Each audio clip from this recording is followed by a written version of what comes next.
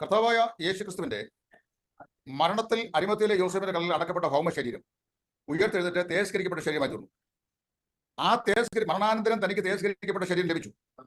മരണത്തിന് മുമ്പ്, അല്ലെങ്കിൽ ഈ ജനനത്തിനും മരണത്തിനും മുമ്പ് അരിമത്തിയിലെ യോസേഫിന്റെ കല്ലറയിൽ നിന്ന് തേജസ്കരിക്കപ്പെട്ടതായി ലഭിച്ച ആ ശരീരം പോലെ ഒരു ശരീരം തനിക്ക് ഉണ്ടായിരുന്നു എന്ന് തെളിയിക്കാൻ ഈ പറഞ്ഞ വാക്യങ്ങൾ യോഹന്നാൻ 17:5 ഈ പറയപ്പെട്ട കൊലോസ്യരുടെ വാക്യവും ഒന്നും പര്യാപ്തമല്ല.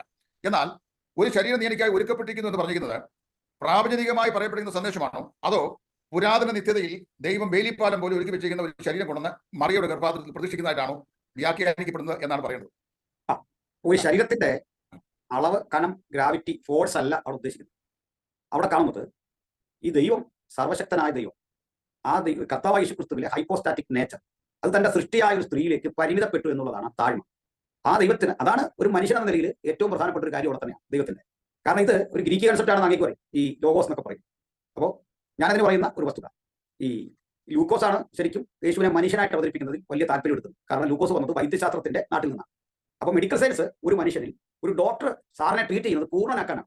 പക്ഷെ ഡോക്ടർ മുമ്പിൽ ആ പൂർണ്ണൻ, അല്ലെങ്കിൽ സുഖമായിരിക്കുന്നു എന്ന് ചോദിച്ചാൽ സാർ പൂർണ്ണനായണം. പക്ഷെ അപ്പോൾ ഒരു ലെവൽ കുറവാണ്. ഒരിക്കലും ഡോക്ടർ മുമ്പിൽ ഒരു പാരാമീറ്റർ ഇല്ല. ആരെ പോലെയാണ് സുഖപ്പെടുത്തുന്നത്? ഡോക്ടർ ആ കാര്യത്തിൽ കൺഫ്യൂഷൻ. ആരിലേക്ക് നിങ്ങളെ ആക്കണം, അല്ലെ എന്നെ ആക്കണം? ആ ചിന്ത അവരുടെ ഇടയിലുണ്ട്. അതിനുവേണ്ടിയാണ് ഗ്രീക്ക് തത്വചിന്തകനായിട്ടുള്ള ഡയോജനസ് സമ്പൂർണ്ണനായ ഒരു മനുഷ്യനെ തിരയും.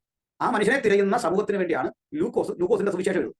ആ ലൂക്കോസിന്റെ സുവിശേഷത്തിൽ പിലാത്തോസിന്റെ മുമ്പ് നിൽക്കുന്ന യേശുവിനെ ചൂണ്ടിക്കാണിച്ച് ഇതാ നിങ്ങൾ തിരഞ്ഞ ആ മനുഷ്യൻ എന്ന് ക്ലബ് ചെയ്യുക. അപ്പോൾ സകലതും തികഞ്ഞ ഒരു മനുഷ്യനെയാണ് ഞാനിവിടെ കാണുന്നത്. ആ തികഞ്ഞ മനുഷ്യന്റെ രണ്ട് കാര്യമുണ്ട്. ഒന്ന്, ഏറ്റവും താണ ലെവലിലേക്ക് ഇറങ്ങാനും പറ്റണം, ഏറ്റവും എക്സ്ട്രീം ലെവലിലേക്ക് ഉയരാനും പറ്റണം. ഈ രണ്ടും ഒരുപോലെ ഫ്ലെക്സിബിൾ ആയിരിക്കണം, സ്പിരിച്വലി ഫ്ലെക്സിബിൾ ആകുന്ന ഒരവസ്ഥ ഉണ്ടാകും. ഇങ്ങനെ ലോകത്ത് ഒരു മനുഷ്യന് ഒരു ആദമില്ല. ആദമ്യ ഫ്ലെക്സിബിൾ നിന്ന് ഇങ്ങനെ ആരെയും നിങ്ങൾക്ക് കണ്ടെത്താനും കഴിയും. അത് യേശുവിൽ മാത്രമാണ്. അപ്പോൾ അത് ഉയർത്തെഴുന്നേറ്റപ്പെട്ട ആ യേശു പുതിയൊരാളല്ല, ഒരിക്കലും അല്ല. കാരണം അല്ലെങ്കിൽ യേശുവിന്റെ പ്രാർത്ഥന നടന്നില്ല എന്ന് പറയേണ്ടി വരും. കാരണം എന്താണ്? ഉയർത്തെഴുന്നേറ്റവൻ ജയാളിയായി ഉയർത്തെഴുന്നേൽക്കുമ്പോൾ ആ സ്റ്റാറ്റസ് സെയിം സ്റ്റാറ്റസ് ആയിരുന്നില്ല അപ്പുറത്തെന്ന് പറയുമ്പോൾ വ്യതിയാനോട്ട് പറയുന്നില്ല. അല്ലെങ്കിൽ പറയേണ്ടി വരും, ഇന്ന് യേശുവിൽ മനുഷ്യത്വം, അന്ന് യേശുവിൽ മനുഷ്യത്വമില്ല, ഇന്ന് മുതൽ തുടങ്ങിയതാണ്, പിന്നെ മനുഷ്യത്വം എന്ന് പറയുമ്പോൾ ആ കാര്യം ശരിയാകാതെ വരുന്നു. ഒരിക്കലും ആ മഹത്വത്തിന് ഈക്വൽ അല്ലാതെ വരുന്നു. ഈക്വൽ ആകണമെങ്കിൽ മുമ്പ് പറഞ്ഞ അതേ കാര്യം ഇവിടെ സംഭവിക്കണം. ചുരുക്കത്തിൽ സ്ഥലം, കാലം, അതുപോലെ പദാർത്ഥം ഇതിന് വിധേയനാകേണ്ടതില്ലാത്ത ദൈവം, പിതാവും പുത്രനും പരിശുദ്ധാത്മാവിനും സ്ഥലത്തിനും കാലത്തിനും അതുപോലെ തന്നെ പദാർത്ഥത്തിനും വിധേയനാകേണ്ട കാര്യമില്ല. വിധേയനാകേണ്ടതില്ലാത്ത ദൈവത്തിലെ പുത്രൻ സ്ഥലത്തിനും കാലത്തിനും സമയത്തിനും വിധേയനായതാണ് മറിയുടെ ഉദരത്തിൽ.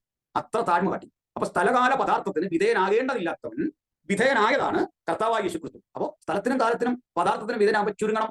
ആ ചുരുക്കമാണ് സംഭവിച്ചത്. അല്ലാതെ ഭേരിപ്പാലം എടുത്തു വെക്കുന്നവരെ കൊണ്ടുവച്ചു എന്നൊരു വാദം എനിക്കില്ല. അപ്പൊ സ്ഥലകാല സീമകൾക്കും പദാർത്ഥത്തിനും വിധേയനാകാൻ യേശുവിന് സാധിക്കുന്നത് യേശു നമ്മളല്ലാത്തതുകൊണ്ടാണ് നമുക്ക് സാധിക്കാത്തത്. ഇത് യേശു ഉപമയിലൂടെ പറയുന്നുണ്ട്. നമ്മളെ വീണ്ടും ജനത്തെക്കുറിച്ച് പറയുമ്പോൾ പുരുഷൻ വൃത്തനായാലും മനുഷ്യൻ വൃത്തനായാലും എങ്ങനെ അമ്മയുടെ ഉദരത്തിൽ കടന്ന് ജനിക്കുന്നത് എന്ന് ചോദിക്കുന്നുണ്ട്. അത് ഈ ബലിപ്പാലം എന്ന് പറഞ്ഞതിന്റെ സമാന്തരമായ കാര്യമാണ് പറയുന്നത്. അപ്പോഴാണ് വീണ്ടും ജനത്തെക്കുറിച്ച് യേശു പറയുന്നത്. ഇതേ രൂപത്തിൽ യേശുവിന് പദാർത്ഥ വിധേയനാകാൻ സാധിക്കും, സ്ഥലത്തിനും കാലത്തിനും സമയത്തിനും വിധേയനാകാൻ സാധിക്കും. അങ്ങനെ 33 കൊല്ലം അതിന് മുമ്പും പിമ്പും യേശു സ്ഥലത്തിനും സമയത്തിനും പദാർത്ഥത്തിനും വിധേയനല്ല.